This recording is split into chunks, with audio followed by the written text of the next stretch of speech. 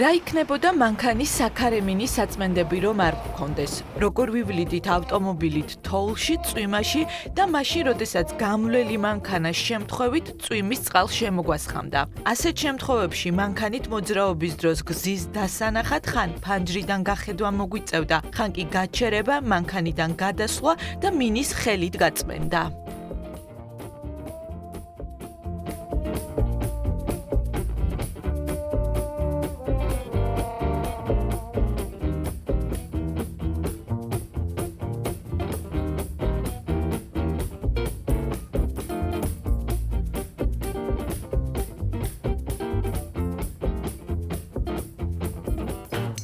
$1902 წელს ამერიკელ მერი ანდერსონს საქარემინის საწმენდის შექმნის იდეა გაუჩნდა. ზამთრის ერთ ცივ და თოვლიან დღეს მერი ნიუ-იორკში გადაადგილდებოდა.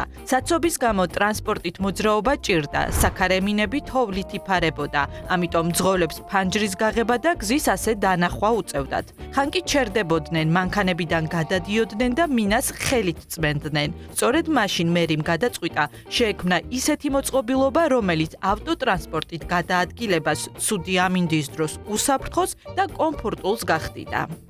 მერიმ მოიგონა სპეციალური მოწყობილობა, რომლის ერთი ნაწილი დამონტაჟებული იყო ავტოტრანსპორტის შიგნით, მეორე გარეთ და შიდა ბერკეტის საშუალებით შესაძლებელი იყო გარე მოწყობილობის ამოძრავება. ასე შეიქმნა საქარემინის საწმენდი, რომლის გარეშეც დღეს ყოველდღურად გადაადგილება ავტომობილით წარმოუდგენლად მიგვაჩნია, თუმცა მაშინ მძღოლების და ავტოკომპანიების დიდი დაინტერესება ამ გამოგონებამ ვერ მოიპოვა.